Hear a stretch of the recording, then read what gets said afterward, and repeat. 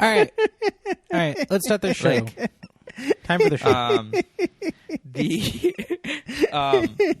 Maybe that's a good transition to partisan Polls are not gerrymandering. scientific. Yeah. No. So okay. So Wait, no, hold on. We've got a whole Google Doc. I don't actually want to. I don't want to move into the gobbledygook. just We yet. we can go to the Google Doc later, but I do want to talk about how the court seems to be anti-science recently. Wait. We have a whole Google Doc because if we we have a whole. I'm with AJ this time. if we do the show out of order, it's actually going to make it much more difficult for me to edit. Let's do the show in order. So I definitely am not concerned about AJ's editing difficulties, but I definitely I also don't do believe agree. that. I might. I don't know. I can't really opine. But what I would say is I do think we should probably start in order. So so we're going to talk about redistricting today, folks. And so should we start with? We got follow. We have a whole Google Doc. Yeah, but AJ, do we want to talk about follow up before we talk about the main event? Like, Yes. I feel Copyright like Siracusa. follow up is like I feel like follow up should be at the end, right? Should it be at the beginning? It's not, No, like John Siracusa invented follow-up. Copyright John Siracusa circa 1969, and he invented follow-up, and it comes at the beginning of the show. Because then if you're going back and listening, if you're like binging a bunch of episodes Netflix style in a row, then you hear a topic, and then you hear the follow-up immediately afterwards at the beginning of the next episode. Yeah, but I don't think that's how most people listen to podcasts, honestly. No, hold on. Twitter down. Twitter shut down. Twitter. Hold on. Let's AJ's talk already about going this for into a this. second. Let's talk. AJ refuses to talk about the philosophy of follow up versus the main entree. Twitter shuts down. I Marcia like Blackburn. Ruchit's idea of having follow up at the end. Let's have follow up at the end. Okay, Tom, if you rearrange the Google Doc, I'll go in the order of the Google Doc. Okay, hold on. Oh wow, that's pretty easy. Tom, that avoids the philosophical discussion, which I thought was an important one. Okay, there we go. Redistricting. Dude, what is? Okay, all right. So Redistricting is now the first thing in the Google Doc.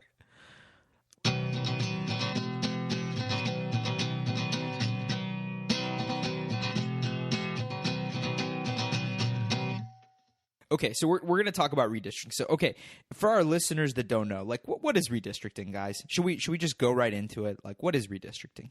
Okay. So every 10 years, the Constitution says that there will be a census. And every time you do a census, you find out how many people live where. And suddenly if your congressional and other legislative districts are well proportioned or not. And so every 10 years after the census, you have to redraw your districts to make sure, because like some counties are getting bigger and some counties are getting smaller. So the Supreme Court has said that the one man, one vote principle that is implicit in our Constitution requires people to live in districts that are of roughly proportional size. Right. So you can imagine if a district of 1 million people and a district of 100,000 people each get to elect one congressman, then some people have Not votes fair. that are 10 times Not as fair. important as someone else's. So the Supreme Court said that people have a constitutional right to live in congressional districts that are of roughly proportional size to each other. And so every time you do a census, you have to redraw all your legislative districts. So every 10 years. You redraw your and some states try to do a mid-cycle redistricting, and the courts look on that very unfavorably because they think it's probably for gerrymandering purposes. Yeah, so everyone that's listening, if you're an American, you live in a legislative district, state legislative district. So unless you're in Nebraska, you have a state senator, you have a state representative. Nebraska has a unicameral legislature, so not two branches, just one.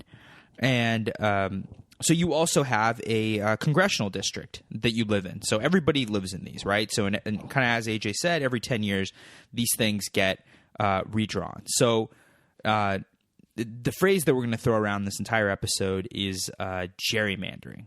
What's gerrymandering for people that don't know? What is this? Gerrymandering is when you draw your legislative districts in a way to advantage or disadvantage particular groups. Yeah. And so historically, gerrymandering has been used to discriminate against minorities, right? I mean, we know this, and there's a lot of Supreme Court case law on this. So, to discriminate against, typically it was African Americans and Hispanics. So and it happens to this day. Technically, the first gerrymanders in the United States happened in the early 19th century, and those actually happened before minorities could vote. Okay. But so gerrymandering has an even longer history than racism itself. Or I guess it's coincidence. Yes, coincidence. Racism only started in the mid. Well, I'm just saying, you know what I mean. Okay, yeah, I know what you mean, right? So I mean, right? So gerrymandering has been going on longer than people of color have had political rights that people have wanted to have racial animus towards. Okay, so gerrymandering takes two very common forms. The first is packing, and the second is cracking.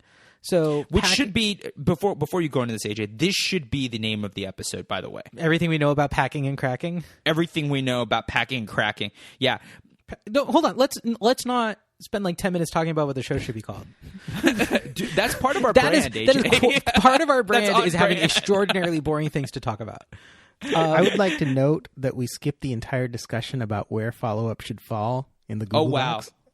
Wow. Okay. So packing is when you take people of a disfavored political group or social group or whatever, and you pack them all into one district so that, if your state has 10 districts and all of the people of color live in one district, so at most they can elect 1 out of 10 representatives. Cracking, so that's an important point, right? Is actually sort of the opposite concept, but is also invidious. Cracking is when, let's say that there are enough people of one group that they could elect. If they actually pooled all of their efforts together, they could probably elect 1 out of the 10 legislators that come from your state.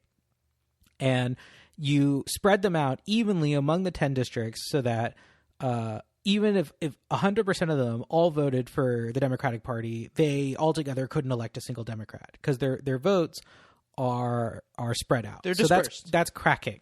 So packing, I mean, some districts are packed and some districts are cracked. To a certain extent, when you do packing, you also do cracking. But those are the two main ways of doing gerrymandering. Yeah, and so the reason people gerrymander, right, to be clear, is they want to increase their power in terms of the vote, right? Or they want to decrease somebody else's power, which typically just means they want to increase their own power, right? And so, the kind of what AJ was saying as it relates to packing. So using a very simple example, let's say 40% of the state is African Americans. You could pack every single one of those people into 1 or 2 districts. And so instead of getting, roughly 40% in terms of, the state's elected officials, or the districts rather, they'd get, whatever, they'd get 20%, right? And that would be, and that's kind of the most, that is what gerrymandering is at the end of the day all about. It's about diminishing the voting power below the percentage of the population that some group has. Right. That's what it's all about, right? And everything we're going to talk about is really about how you accomplish that purpose and whether what you are doing is legal or not. But that's what they're trying to do. They're trying to, everyone that's gerrymandering, whether it's a Democrat that's gerrymandering or a Republican, they're just trying to increase their political power, right?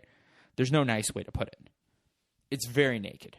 So let's say you are gerrymandering out of a sense of racial animus, right? The Supreme Court has a lot of jurisprudence, and the Voting Rights Act exists to address racial gerrymandering. So gerrymandering on the basis of race is very clearly disfavored, and it's very clearly something that the Supreme Court will do something about. Now, partisan gerrymandering is not something that the court has said it is ever intending to do something about.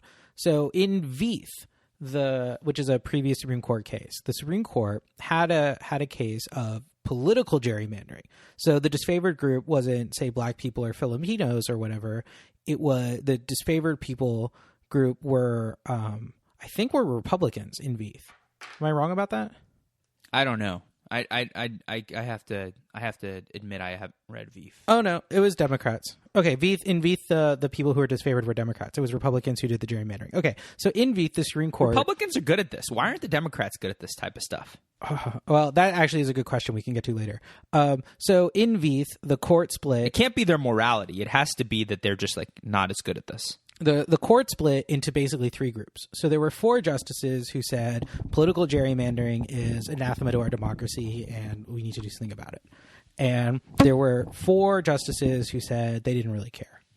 And there was 1 justice who said that he cares about partisan gerrymandering, but he didn't think that the court he would be open. He didn't think the court had a justiciable test to provide guidance to lower courts about how to redress partisan gerrymandering. And so he said that the court wasn't going to do something about partisan gerrymandering this time, but maybe one day the court will be able to do something about it. So can you guess who the 9th justice was? So that was You mean the Tom. 5th Any justice? guesses? Well, there are 4 who care, 4 who don't care, and the one who cares but doesn't want to do anything about it. So who's the one who cares but didn't want to do anything about it? I mean, I know. Ruch, do you know? Yeah, dude, Anthony Kennedy. Easy. Oh, that's right. Easy. And when he says justiciable standard, right? That's like pretty fancy language. You know, it's lawyer language, if you will. If you're an aw shucks regular guy like me, you know what I mean? It's kind of an average Joe like I am. Just say, your ordinary aw shucks UT law educated lawyer. Yeah, exactly. Yeah, that you're just A regular John Roberts. You're just a regular Joe. You know what I mean? A regular Ruchit, a regular John, if you will, maybe a Jose. You might say, what does that mean? And what it really means is, how is the court supposed to tell lower courts or people that are litigating these cases, what they are allowed to do and what they are not allowed to do? What's the framework through which that will be interpreted, right? So if you think about prior voting rights cases, there's one man, one vote, right? That's a pretty simple, very straightforward way to think about it. So if you were a state and you said, listen, I'm going to put 100,000 people in District 1, 500,000 in District 2, that's pretty straightforward. You can't do that. It's one man, one vote, right? Districts need to be about roughly the same size. Now, this issue of partisan gerrymandering is a little bit more difficult. And Kennedy says, well, nobody's really given me a way to, if not reduce it to one man, one vote, but to reduce it to something that's coherent and can be broadly applied. In Gil V Whitford, which is the case presently pending before the Supreme Court, it is extraordinarily clear that the legislature intended to enact a partisan gerrymander. And we talked about this in detail in episode 11, Everything We Know About Voting Rights. So this case is Gil V Whitford. Gil V Whitford.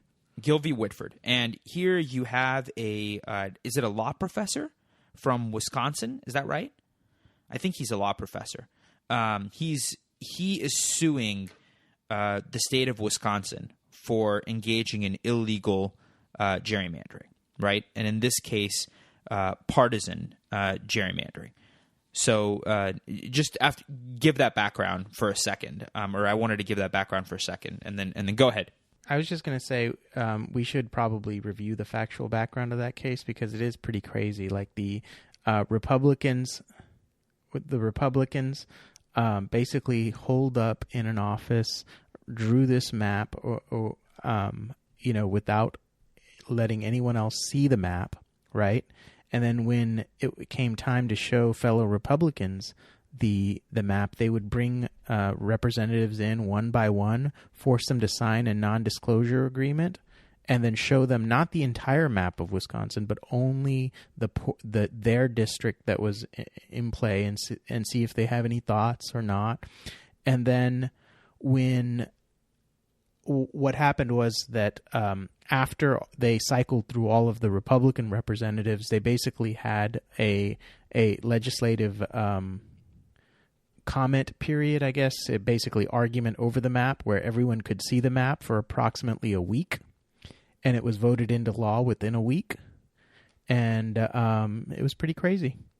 There's some salacious stuff that happened in the background to all of this. Like, for example, they told their members that what they would be telling the public about the reasons for the changes in district lines, it was a flat out lie, and that their members should not listen to what they were telling the public, and the truth was, for purposes of ensuring Republican control. And at the end of the day, what happened with this map is it allowed the GOP to win 61% of the seats available with only 48% of the vote. Let that sink in for a moment, right? Because that's kind of what we're dealing with. Is that, and I mean, it's extremely anti-democratic.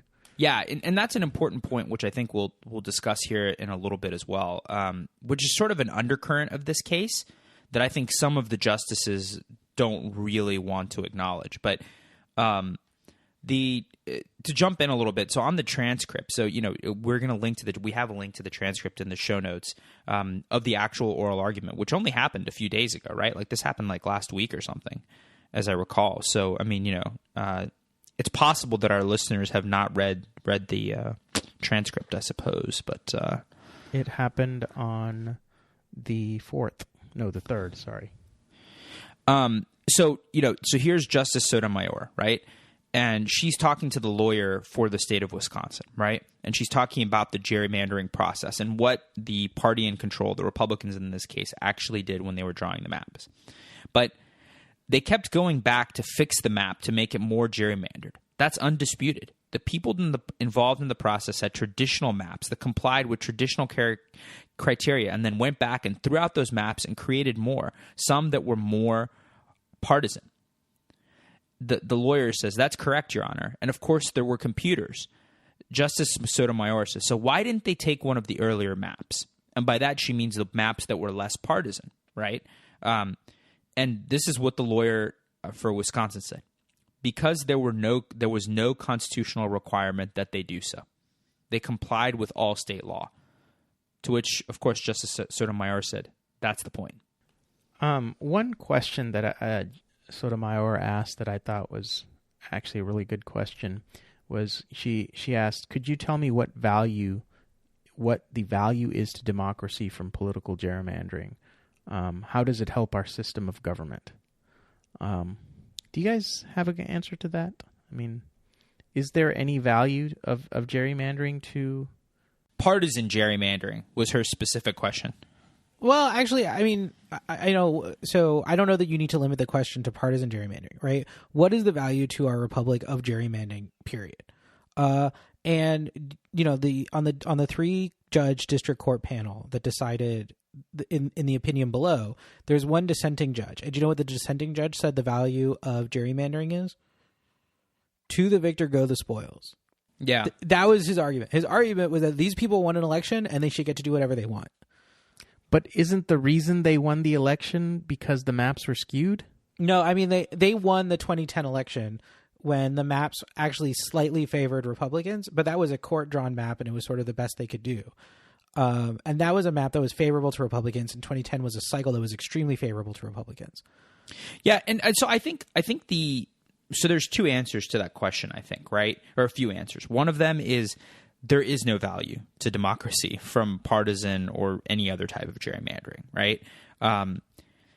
That's one answer. A second is there was some BS. I thought it was BS, frankly, in the transcript, when you read the transcript, about how there's some affinity value and some value to democracy in the sense that people know who is in charge and who is creating the laws, which makes it easier to vote the bums out or something like that.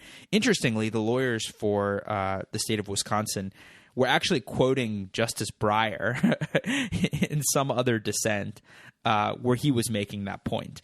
So that was kind of interesting, but I don't buy it in any event, right? Yeah. So piercing through. Let me say the third thing real quick, Tom. And the third reason, or the third answer to that is, listen, there is no value, but how can we do it otherwise? And I know I don't want to jump into that just yet, but those are the three answers as I see them.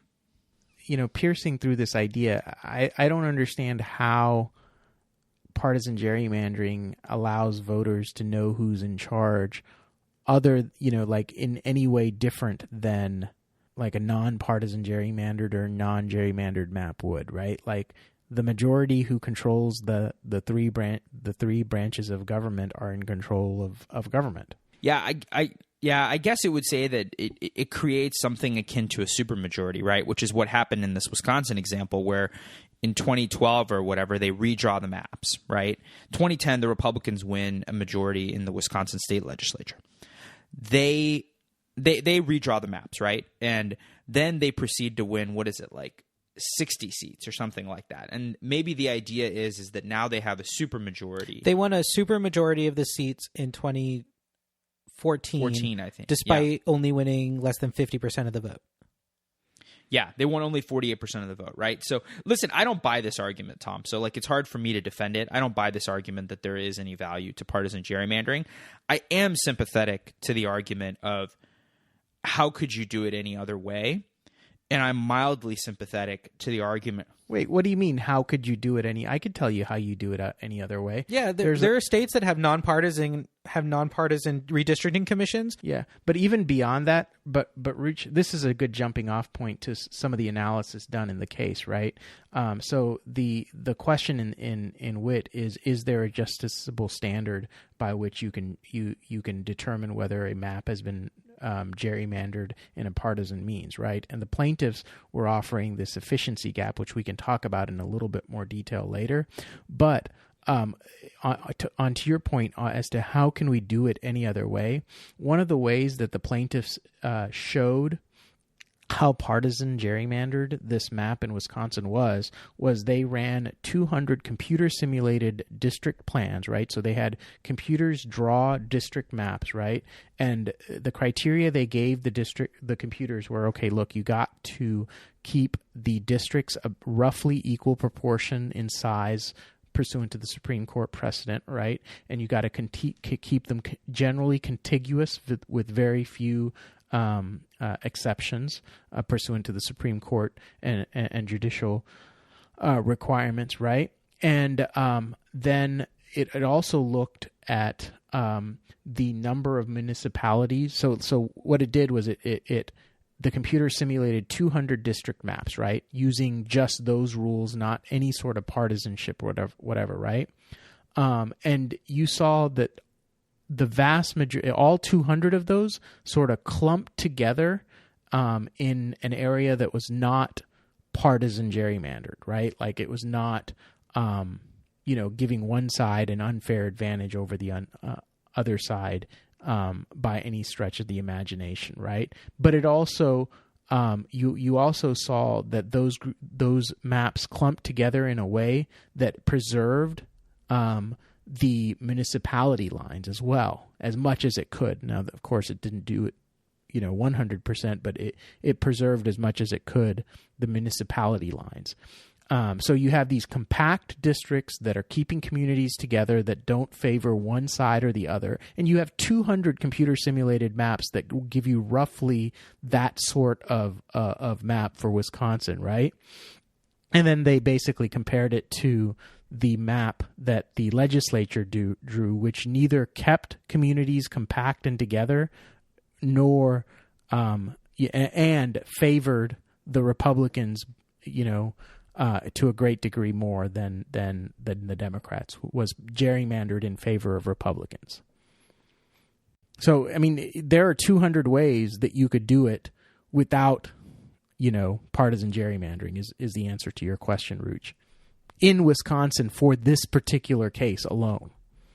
Yeah, I guess I get that, and I get the bipartisan commission issue as well. I think what I'm talking about is maybe a little bit more just the nuts and bolts of it, which is that, Democrats are going to they're going to try and draw districts that are favorable to Democrats, right? To give Democrats as much of a majority as possible. So, maybe it's not going to be, we get 48% of the vote, but we get 60% of the legislative seats. But, it could very easily be, hey, we get 48% of the vote, but we get 53% of the legislative seats or something like that. Like every Democrat would try to do that if they could, or almost every, right? Almost every Democratic Party in control would.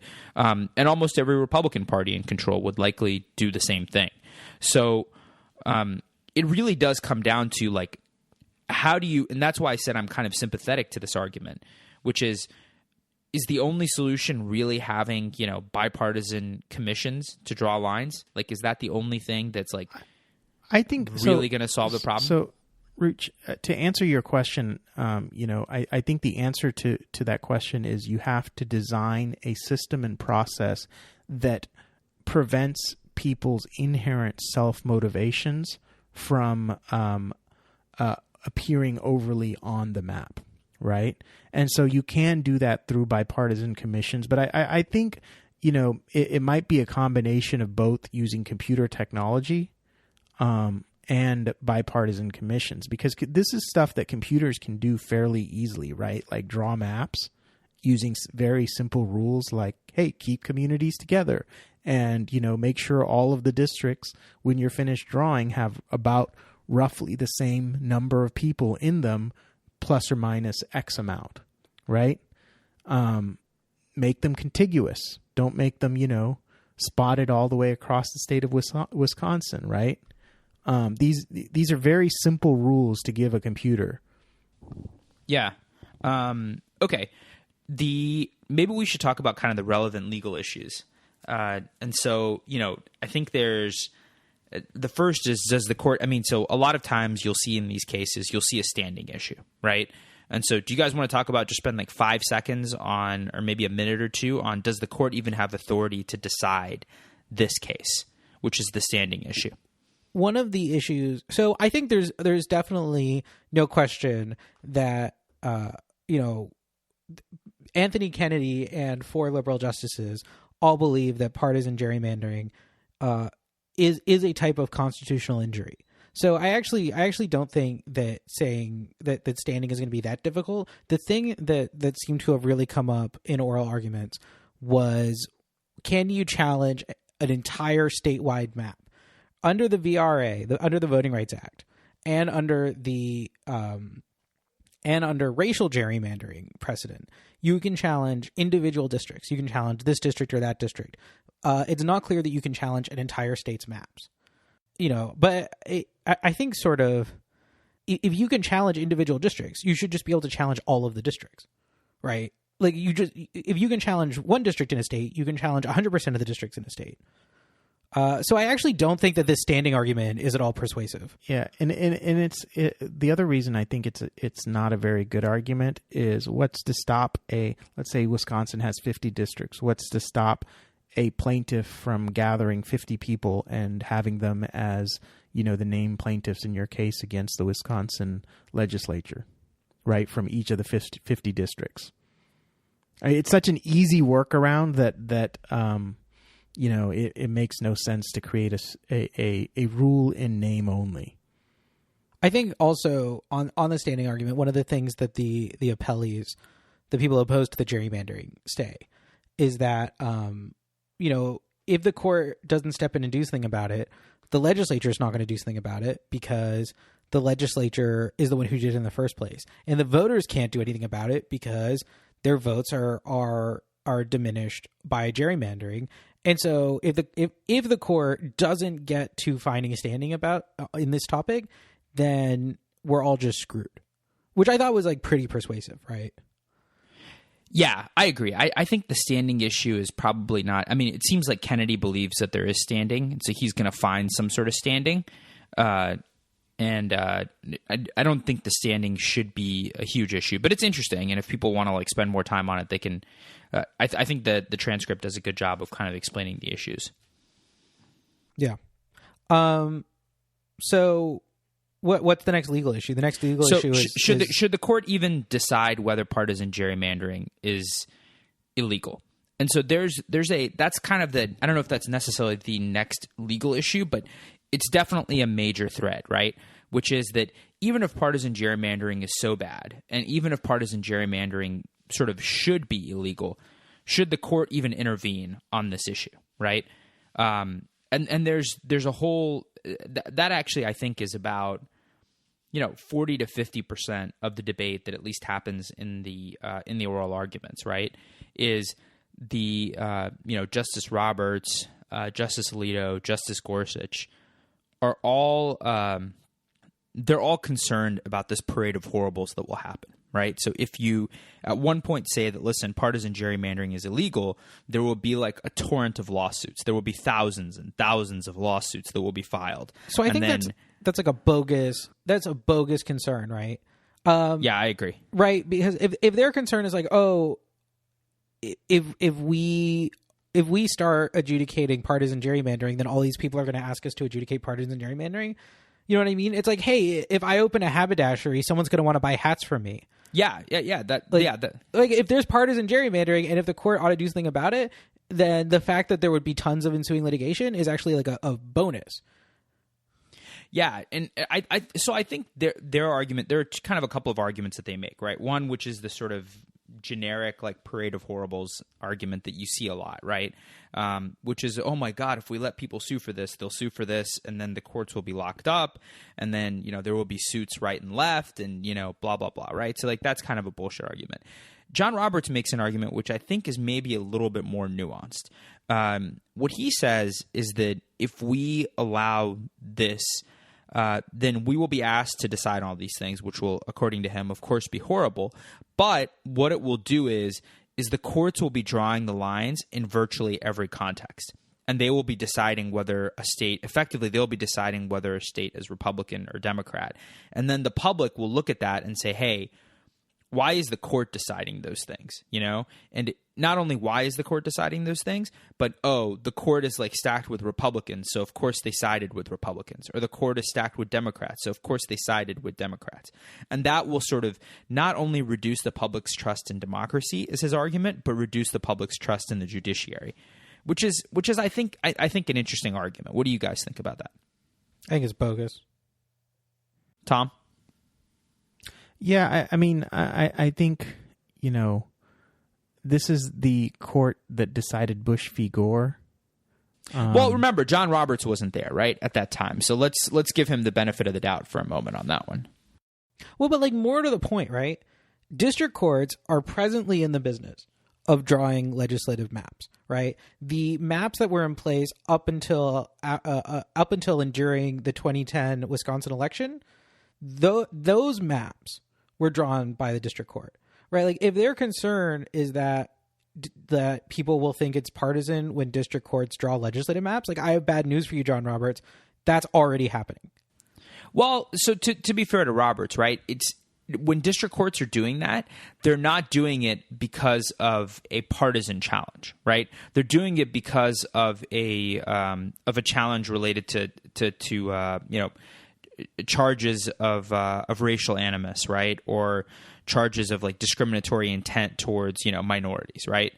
I think it is a little bit different. Nobody's going to say that the reason the courts got involved is because they wanted to elect Democrats. They might say it's because they wanted to protect minorities or not protect minorities, I suppose. I mean, I think that the best way for the court to avoid that type of, horrible, if you will, is to have an articulable standard that they can apply equally across the board, right? Like whether it's a Republican challenging it or a Democrat challenging it, have a standard that tells us, okay, is this map for this state in this election skewed one way or the other? And if so, by how much? Yeah. I think that's the kind of solution that the court kind of has to find. So one thing I wanted to note, which we talked about a little bit in the Slack, is John Roberts has had, he has some great, I think, pretty high quality, like Crying Wolf, right? But he's saying that, what you're doing, if you as the court decide these partisan gerrymandering issues, he says you're taking this away from democracy and you're throwing them into the courts pursuant to a bunch of gobbledygook is basically what he says. So let's put aside the gobbledygook issue for a moment. But there's this idea that he has that you're taking this away from democracy. And I think the big mistake he's making there is he's begging the question, which is that if there is a partisan gerrymandering process where one party wins 48% of the vote and they get 60% of the seats, hasn't it already been taken away from democracy at that point? Like before anybody, like that was my thought. Yeah. And he's sort of presupposing that the election is legitimate to begin with. Right. And he's saying that, well, we're going to be forced to intervene on this. And then, it's going to go into the courts. And it's sort of like, well, that's sort of what the courts are supposed to do. And so, I think that the standard that I would, kind of put forward is that like maybe every time the legislature is doing something that is undemocratic, that should mean that the court is even more likely to intervene. You know what I mean? Like there are things that legislatures do that are undemocratic, and that is a very good reason for the court to get involved. That probably brings us to what I think is the most interesting legal question, right? Which is what is the test that the court should adopt? Let's say the court says we're going to be in the business of addressing partisan gerrymandering, right? What is the test? To me, that's where it gets really difficult. Mainly because, like John Roberts, I suffer from not being able to understand a lot of this gobbledygook. All these social scientists, these young scholars, as what's his name calls them, Gorsuch calls them. Can I make a point about that real quick? Like, Roberts, called the methodology gobbledygook, and then there was another point in that argument where Alito said something to the effect of, aren't legislatures allowed to, decide these things without science? Like, aren't they allowed to just speculate if they wanted to? And he goes on to say, what's the point of relying on this type of gobbledygook? They rely on polls, and how scientific are polls, right? Like, this anti-science sort of rhetoric that's flowing is kind of bad, I think, for a couple of reasons, right? One, you're obviously, if you don't decide these issues using some sort of rigor and methodology, what else are you going to decide these issues on? But two, one of your primary jobs as a lawyer is to understand the underlying science or methodology or the facts of the case that you have before you, right? Like that, your job is to understand the sociological gobbledygook, right? Like that is your job. If that's what's at issue. Right? If that is what is at issue, right? So it's not good enough just to throw up your hands and say, oh, I'm just, I'm just a regular old Joe from a small town in Texas, population 700. How can I ever understand? Tom is ruining this for me. He's ruining this for me. He's saying that I need to now start understanding the gobbledygook. Yeah. He's saying if I don't understand it, bad on me. Yeah. I think it's your job. Dude. Right? Do your job. Dude, you're making it... Why don't I lay out the appellee's test, and then you can tell me if you think that that's workable. So here's the test that the appellees say that the district court applied in finding that Wisconsin's partisan gerrymander should be struck down. I'll read from their brief. First, it must find that the map was designed with discriminatory intent, quote, to place a severe impediment on the effectiveness of the votes of individual citizens on the basis of their political affiliation. So first, discriminatory intent. Second, it must determine that the map caused a large and durable discriminatory effect, one that is sizable and likely to persist throughout the decennial period. Decennial period? And third, it must conclude that there is no valid justification for this effect. There is no way to explain it using the legitimate state prerogatives and neutral factors that are implicated in the districting process. So let's do those one at a time, I guess. Discriminatory intent. That one's easy.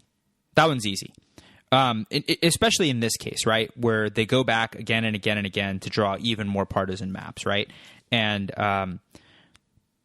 And honestly, like, I think some of the other justices, I think Ginsburg points this out at some point as well, where she says that, like, or maybe it was Kagan, I've forgotten, but she says, listen, we judge intent, discriminatory intent all the time, right? We do it all the time. Like, not just, in every type of case, but especially in voting rights cases where no legislator says, hey, man, the reason I'm drawing these districts this way is because I don't like blacks. Like, nobody says that. You know what I mean? Judging their intent is not hard, in my opinion. That's done today. That's not a problem. I think that's right. And I think what you were saying, especially the facts of this case, make it clear that it is not difficult in this case to determine the discriminatory intent. Okay, so second, it must determine that the map causes a large and durable discriminatory effect, one that is sizable and likely to persist throughout the decennial period. So this is where the gobbledygook comes in, right? What are the means that you have to measure the effect of the discriminatory effect? And two, how do you know whether it's likely to persist? And I thought that there was an astoundingly good point made during the oral arguments, and this is that the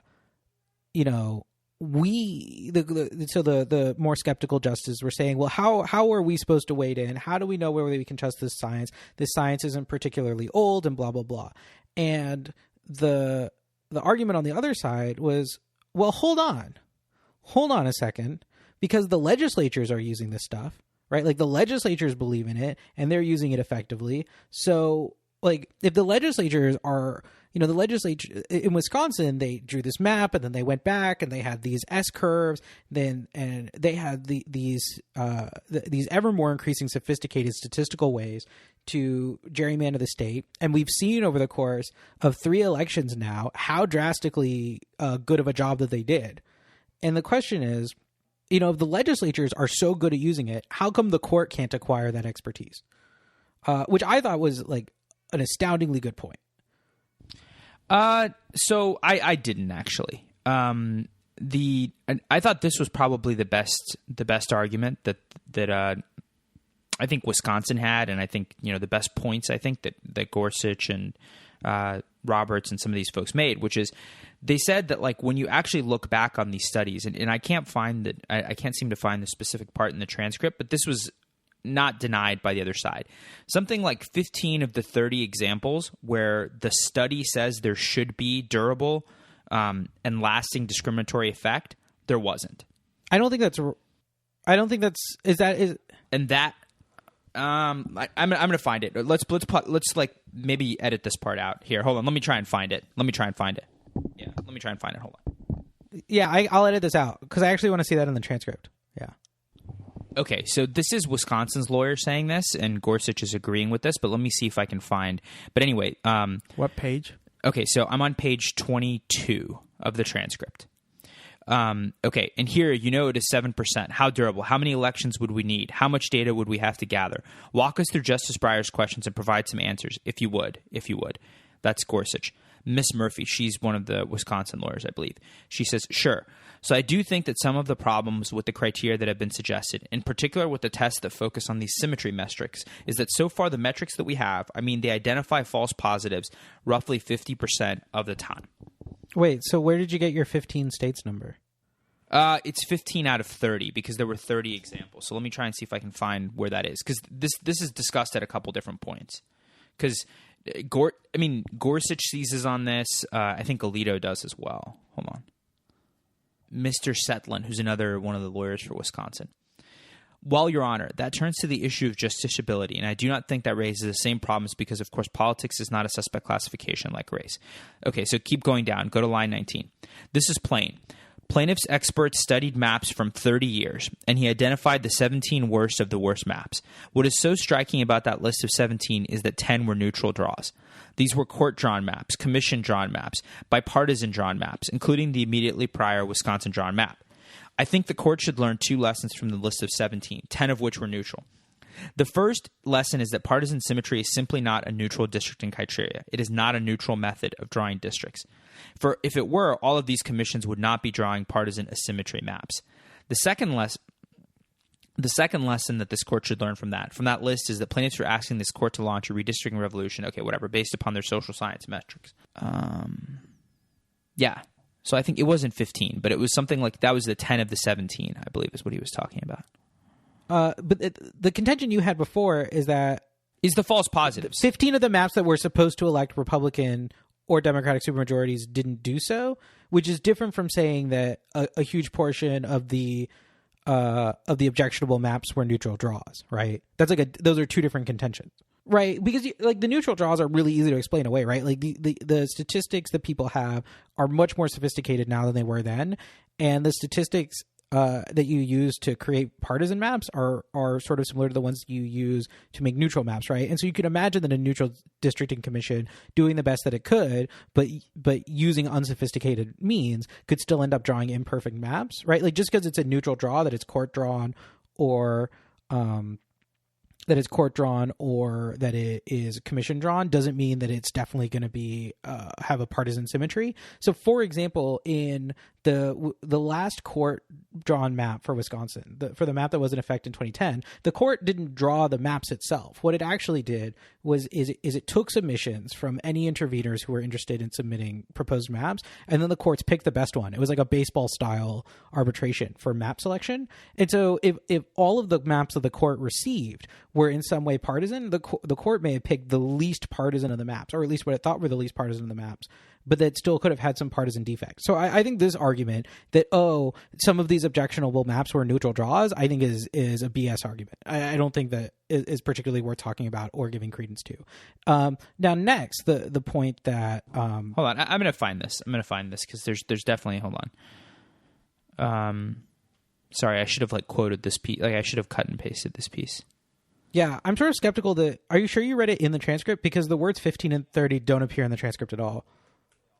All right, I'm going to talk to Tom about something else, and then if you find it... All right, go ahead. No, go ahead. Let's move on. Okay. So, I think it was Sotomayor who made the point that these legislatures are using these sophisticated methods of gerrymandering, and they're having these results that seem to be highly efficacious. And so it seems fairly clear that I think Sotomayor's point is that if it's working so well for the legislatures, then there must be some efficacy to it, right? It must actually be working. If it's working for them, then it could work for us. So, I think that the second prong of the test, right? Measuring whether there actually is a large and durable discriminatory effect is pretty good. The appellees, I think the durability is hard to measure, right? Because districts do swing around. You know what I mean? States do swing around. Well, so here's how they measure the durability. The appellees have an efficiency test. The efficiency gap is basically what is the percentage of the legislature that you got and with how many votes, right? So, for example, for the Republicans to get 60% of the Wisconsin legislature with 48% of the votes, that's a 12% efficiency gap, right? The appellees advance that an efficiency gap larger than 7% should be immediately extraordinarily suspect. And I actually think that so that's pretty reasonable, actually. That's pretty reasonable, right? I mean, to say that if you get 50% of the vote, but you get 57% of the districts, let's say, or 58, let's say, then you have you certainly have there probably is a partisan gerrymandering kind of aspect to that. So one thing that the Supreme Court has said in the past is that they're not going to adopt a proportional representation standard. That is, if you get 54% of the vote, you shouldn't expect 54% of the seats, right? I think that is dumb. You like proportional representation, right? I mean, I think single member districts are unworkable in practice, but let's move on. I don't think there's any way to make single member districts work. So the Supreme Court has said that you're not going to get proportional representation. Our Constitution enshrines single member districts, and single member districts are something very different from proportional representation. So the point of the efficiency gap isn't just that if you get 54% of the seats, you should have had 54% of the vote. The point is that if one party can get 54% of the vote and get 54% of the seats, then the other party should also be able to get 54% of the seats with 54% of the votes. Or, for the Republicans to get 60% of the seats with 48% of the votes, it must be possible for Democrats to get 60% of the seats with 48% of the votes. That's clearly not going to happen, right? Because if both parties get 48% of the votes, they can't both get 60% of the seats, right? So there's just something that is fundamentally unworkable. There's a fundamental partisan asymmetry to Wisconsin's maps, which is that the Democratic Party does not have the same opportunity to elect representatives that the Republican Party does. Even if the Democratic Party got the same proportion of the vote, they would still not be able to achieve the same proportion of the legislative makeup. And so that is what the efficiency gap is designed to measure. It's not just that you should have seats roughly proportional to your vote, right? So and that actually makes it sort of much more difficult, right? Like when you talk about the efficiency gap in the abstract, it does seem pretty straightforward. But when you start talking about the fact that what you're trying to measure is partisan asymmetry and not just aproportional or disproportionality, I think that it gets much more complicated. I still don't understand this. I still don't. I understand the first part, but I don't understand the second part. Yeah, please. Please so do. What the efficiency gap is trying to do is look at, okay, how much vote dilution and how much vote packing there is in a state, right? And the way they do that is if you have vote dilution or vote packing, there's going to be what they call wasted votes, right? A wasted vote is, for example, if you have a district of 10 people, right? And you have the Republicans winning that district by 7-3, right? So in that case, right, the Republicans have one wasted vote, right? They could have won it by 6-4, right? It's like if the passing grade on a test is a 6 and you get a 7, you've wasted. You shouldn't have been that smart. And of course the Democrats in that district have 3 wasted votes because they didn't they didn't win the district, so all 3 of their votes didn't go to elect someone, right? Yeah. So what the efficiency gap does is basically compare the wasted votes of both parties and look to see if there is a disproportional, an asymmetry, right, in the wasted votes. Is one party wasting a lot more votes than the other party? If so, the map could be favored towards one party over the other, right? And I think the creators of the efficiency gap note, look, you shouldn't just say like any wasted vote is a bad thing, right? Like there should be a threshold by which the court determines, okay, if we have too many wasted votes, then you're going to enter into that area where one party doesn't have the same opportunity as the other party. I think that is sort of the best way of explaining it. It sounds a little less like gobbledygook to me, but our listeners, tell me if it makes sense to you, and maybe you can explain it to me again. So Sam Wang is a professor at Princeton, and he runs the Princeton election website. It's one of the people who model and predict elections. And he actually, Sam Wang sort of, I want to do a very slight digression about Sam Wang because he measures 2 things. He measures the meta margin, and then he gives you like a percentage chance that someone will win. So the meta margin is sort of the marginal vote, like what was the tipping point vote in an election. And his meta margin in the 2016 presidential election was like astoundingly accurate, right? Like he said that the meta margin was going to be like less than 1% of the popular vote. And it turns out that was like totally accurate, right? That he predicted the meta margin very accurately in the presidential election. And then he also said that Hillary Clinton had a 99% chance of winning. So he did like the really complicated thing correctly, and then he did like the slightly more simple thing incorrectly. But anyway, so Sam Wang has a 3-part test for a statistical test for partisan asymmetry. So test number 1 is what we've just been talking about, the efficiency gap test. He calls it the lopsided outcomes test. It's the difference between a party's vote share and its seat share. And he says that this test works because in a partisan gerrymander, the targeted party wins lopsided victories in a small number of districts, while the gerrymandering party's wins are engineered to be relatively narrow. To compare the winning vote shares of the two parties, use a group t-test, an extremely common statistical test. The t-test, the teacher's test, is actually like extraordinarily simple. Like middle school students should be able to do t-tests. Way to insult me and John Roberts, Yeah. AJ. Well, test number 2, the reliable wins test. Sam Wang says that systematic rigging of total statewide outcomes occurs by the construction of districts that offer secure wins for the party in control of the map. These wins should be wide enough to guarantee victory, but not so wide as to waste votes. So what you're measuring here is the median vote and average vote for all of the districts, right? And for districts that are constructed to have huge numbers of wasteful votes, the median vote and the average vote in each district should be way off. And then finally, he has the excess seats test, which is you calculate whether the outcome of an election after redistricting was disproportional relative to simulated seats votes curve, and whether that outcome favors the redistricting party. So this is the part that actually I think might be a little bit above the Supreme Court's head. You basically have to test for the null hypothesis. So this is the part where you have a bunch of randomly drawn computer generated maps, and you see what is the likelihood that if you did this a million times, what is the likelihood that an unbiased legislature would have come up with a map this bad, right? So you're testing the null hypothesis, right? What are the odds that this is chance? And I kind of think I don't know what you think. Do you think that Sam Wang is sort of helpful by providing a more robust test than the appellees, or do you think that it's just more confusing in the matter? Do you think that the 2 additional tests, in addition to the efficiency gap, are helpful or hurtful? Gobbledygook. Gobbledygook.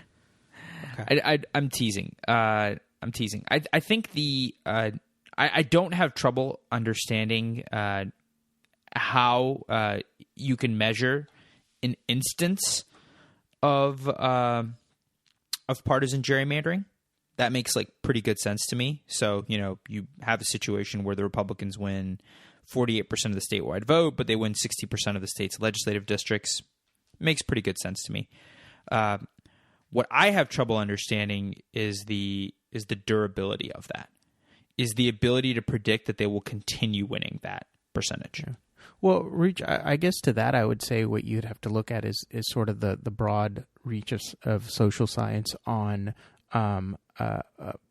political parties and how they've become a lot more stickier in recent generations, right? And this isn't like, the other thing that I would say is that durability doesn't mean you have to measure, okay, is it always going to be like this, right? Because every 10 years, a new redistricting map is drawn, right? Like with the census. So you're only looking at, okay, over the course of the next really 8 or 9 years, because it takes about a year or so for these maps to get drawn. How durable are these seats going to be for the particular party or not, right? And I think that's not a hard job to do. Well, these tests right? also require like a few elections before you can start applying the statistical tests, like using real world data. And so really, like in the Wisconsin case, right, you've already had 3 elections in the decennial period, right? You've had 2012, 2014, and 2016. There are only 2 elections left in the decennial period. So it's not like you're trying to predict 10 years out. You're really just trying to predict 2 to 4 years out, which seems much more manageable. Yeah, and I think this brings me back a little bit to, even though I don't really buy the argument, I'm sort of sensitive to it, but I don't really buy the argument that, we'll just be in court all the time. I do think that, like, once you create this test, without like a proper durability argument, I guess, I think you could just sort of continuously be in court. Like you could be in court every 2 years for a district. I think honestly, the only thing that solves this problem probably is like bipartisan commissions. I actually quite like Justice Breyer's test. Should we talk about his test for just 2 seconds? Yeah, go for it. Step 1, was there one party control of redistricting? If the answer to that is no, say there was a bipartisan commission, end of case. So that's a pretty good test, right? Step 2, is there partisan asymmetry? In other words, does the map treat the political parties differently? good evidence of that is a party that got 48% of the vote, got a majority of the legislature. Question 3: is there going to be persistent asymmetry over a range of votes? If you look through thousands and thousands of maps, how bad is this compared to basically the rest of the country? You know what I mean? And is there any other if all those tests, could there be any other motive, any other justification other than just partisan gerrymandering? I think that one's like, I like that test. I don't think it's going to solve some of the problems of like how often will we get in court, but I like it because it says that there needs to be some sort of extreme amount of partisanship, right? Not just sort of basic partisanship. Aside from the safe harbor for commission maps, that basically is the appellee's test. Can I ask this on the point of that, how often are we going to be in court, right? Isn't there a max limit on how often you can be in court on these redistricting issues, right? So like, let's say you're talking about challenging the state district lines, right? There are only 50 states, right? And there's only one time that once a court hears a challenge and decides on a challenge, then it's res judicata until the next census and the state lines are redrawn, right? Not necessarily, right? Res judicata requires the same parties. Yeah, but a different party can't go in and say, well, I think that first court got it wrong when it decided that this map was a good map under the Constitution or whatever, right? So this is something I don't know a lot about, but I don't know, for example, like when Texas draws a map, how long does it? So Texas draws a map in the 2011, let's say, legislative session, right? Or maybe the 2001 legislative session, you could say. How many times do they get sued, and how much do you litigate before that map actually becomes the map? And at that point, are you like basically like 3 or 4 years in at that point already? You know what I mean? And then you're back in you're back in 5 years later or 4 years later. Yeah, but that's what I mean. Like, once a court decides on a map, you can't, that's precedent. Yeah. No, I agree. But it will basically mean the courts will draw every map. I mean, I think that's one of the arguments here, is that what will happen is every single time the Democrats will sue or the Republicans will sue, and in effect, the people drawing the maps will be the court. Well, that whatever percentage of the time it is now, it'll basically be 100% from now on. That goes back to the need for an articulable standard that's easy to apply, right? Like something that's based in science as opposed to something that's based in feelings. I actually think that may explain why Breyer suggested a safe harbor for neutral draws, because the point is that if you have a redistricting commission like Arizona does, or I think there are like 12 states that have it, then they would have a safe harbor under the test. So any state that doesn't want to be in court, just get a redistricting commission. I mean, that may be the policy for why Breyer proposed a test that is basically the appellee's test plus this one other thing. That only just occurred to me now, but it actually is very clever on Breyer's part if that's what he was doing. Yeah, I mean, but if I wanted to play devil's advocate, what I'd say is that would just shift the litigation over to whether this particular commission is a neutral draw or not. Well, no, sorry. Neutral draw is a term that refers to when the draw is by the district court or a commission. It's not like a right. It's just descriptive, right? Like Breyer's point is that like I know. Hold on. I know. Yeah, I know that. But what I'm saying is like that you're shifting the litigation to whether this is actually nonpartisan or not. But I think it's like pretty easy to know. I think it's really easy to know if your commission is nonpartisan or not, right? Yeah, I mean, if you appoint I mean, I think the way the commission is chosen, for example, stuff like that, it's just a lot of this is like very annoying to me because like can't we just not engage in so much bad behavior? You know what I mean? Like a part of this is like, must we call mom and dad in every single time? Like AKA the courts. But yeah, that's what the role of the courts is. No, the I answer know. to your question is no. Yeah, I know.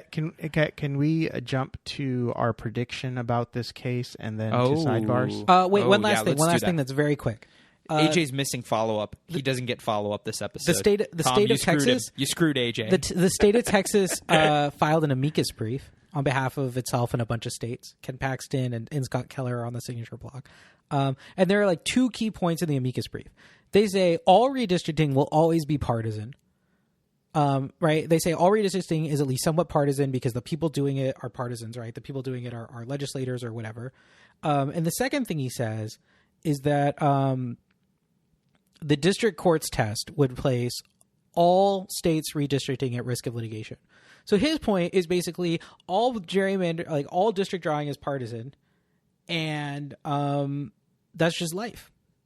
That's actually not true, like objectively not true, right? Like if they use the standard that the plaintiffs are articulating, there is a good, I think it was a Washington Post article, or maybe it was New York Times on, it's a Washington Post article showing, okay, which states, basically a 50-state survey, where are all these states falling in terms of the efficiency gap, and what is the confidence interval of that efficiency gap?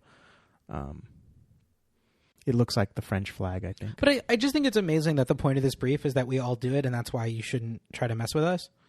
Like he's basically like the Attorney General of Texas has filed a brief where he says that all states, and therefore including Texas, do partisan gerrymandering. I don't know if anybody like totally thought that all the way through. Is my point. Oh, maybe not. Right? Like if anyone in the future ever accuses Texas of having done a partisan gerrymander, I mean, someone's going to like point to this brief and be like, well, actually, in your prior brief, you said all states do partisan gerrymander. Well, yeah, they said that. I mean, until we were told not to, obviously. Yeah. Okay. What did you want to go on to? Let's. What is our predictions for this case? Oh yeah.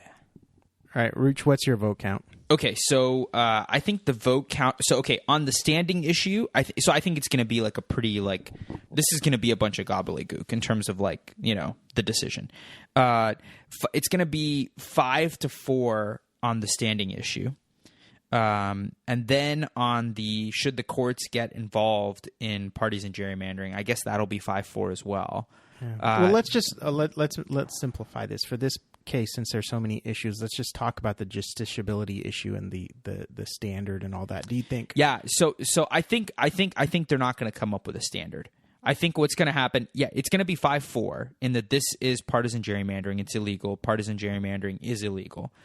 I think Kennedy's going to get there. I think there's going to be concurring opinions on what the test should be. So I think there's going to be 4 justices with Breyer on what the test should be. And then I think but I think Kennedy in the majority is not actually going to have a test.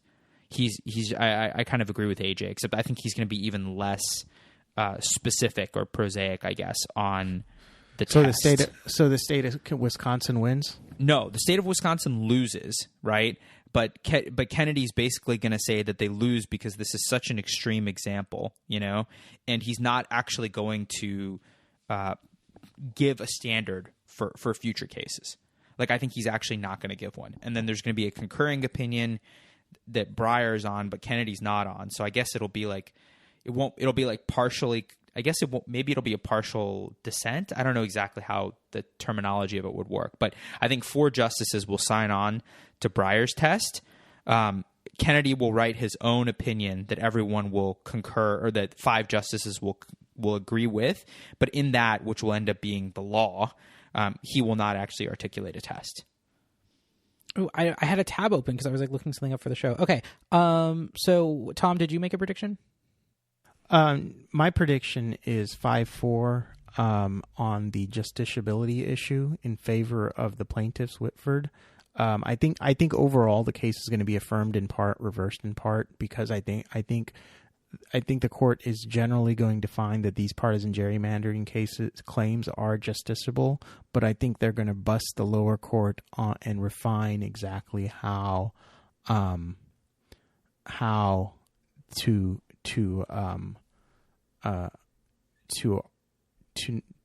decide a partisan gerrymandering case.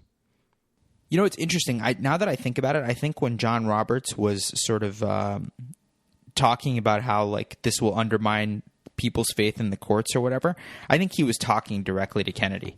I think that's his plea to Kennedy, effectively, is if you do make this, if you do find that what Wisconsin did was illegal, to limit it to such a great extent to where basically like you can't have this 48% and you get 60% of the vote, but you can happily have 48% and you get 55% of the vote or whatever, you know?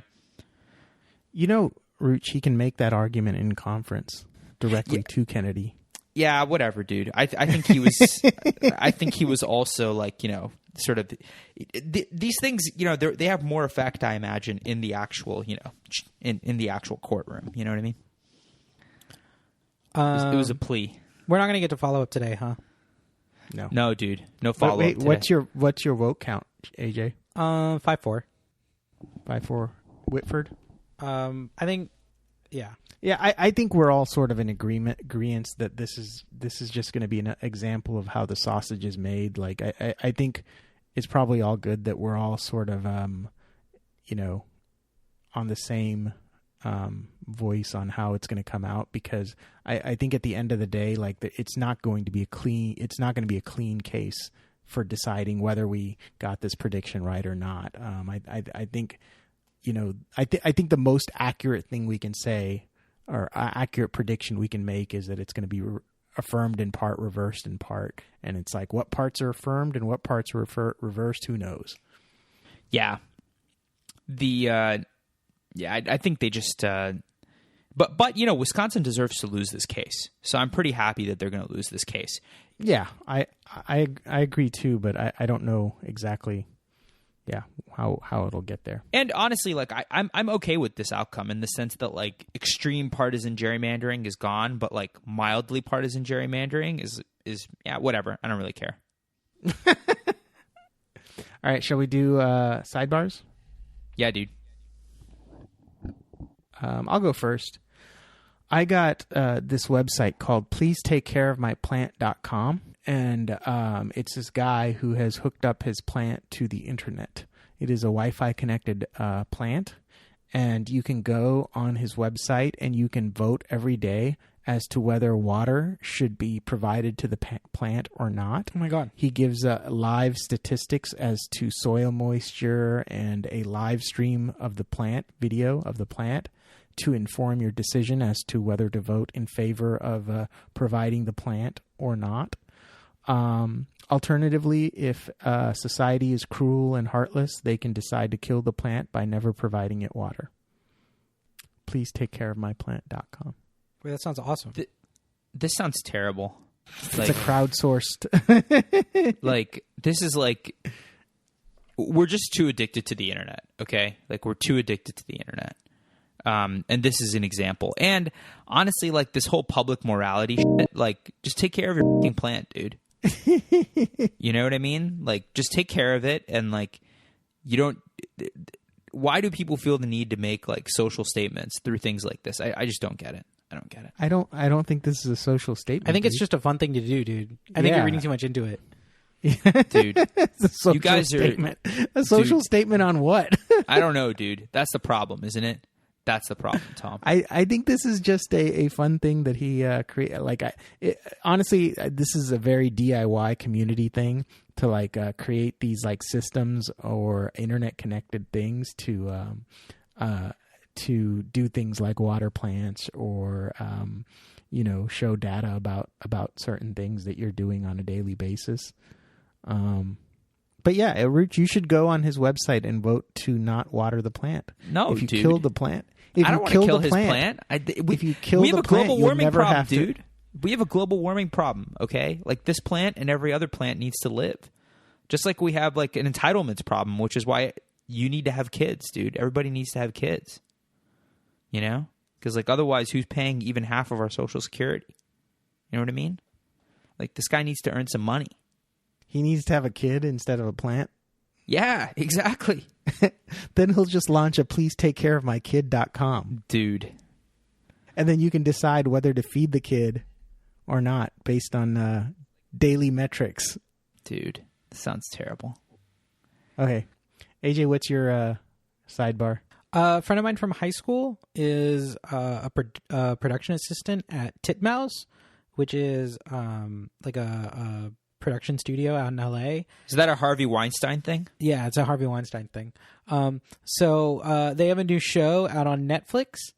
This show is called Big Mouth. It is extremely vulgar, but very good. It's very good. If you if like things were fairly difficult for you in junior high, if you were like fairly awkward, then the show might be like a little too real. But it's good. I think everyone should check it out. It's like extremely vulgar. It's a cartoon on Netflix, but it's like for adults. It's pretty crude. It's got a good cast. It's got like Nick Kroll and some other people you've heard of.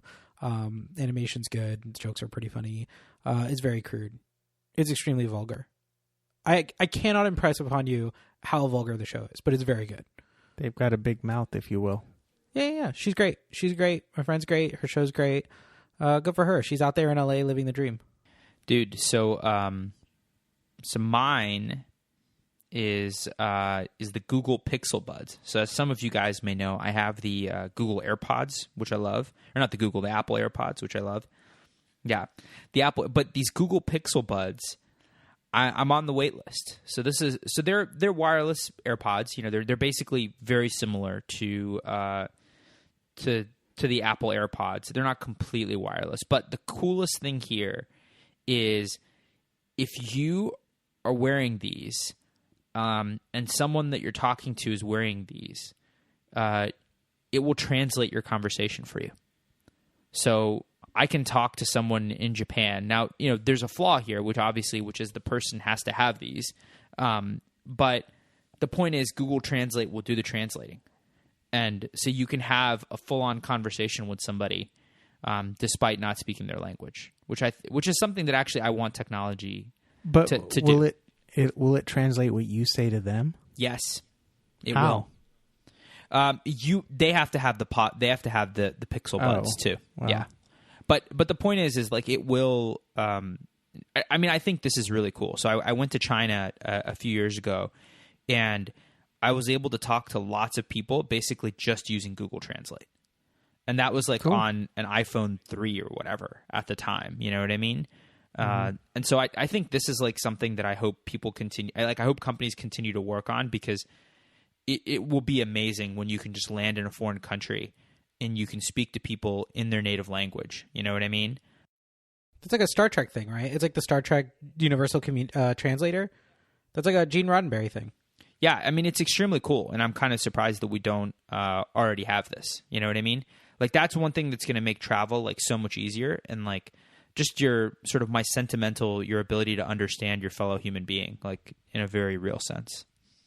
So I'm excited. I'm glad Google's working on this project, and I hope they and others work on more stuff like this to you know, kind of bridge the communication gap. Cool. Cool. All right, guys, I got to get going here pretty soon. Good show. I'm sorry, AJ, we didn't get to do follow-up, but we can do follow-up next episode. Copyright John Siracusa, 1492.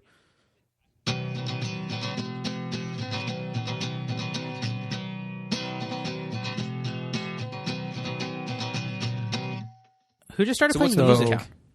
So what's your vote count? Wait, why is there music? That's you. Yeah, Why dude, is I there don't have music. There's music coming out of my computer.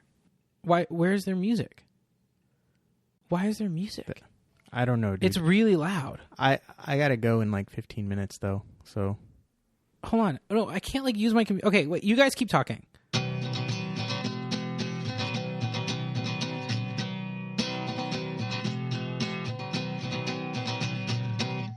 I figured out where the music was coming from. It was coming from realclearpolitics.com. It was extraordinarily loud and very difficult for me. AJ, my silence is me crying for you.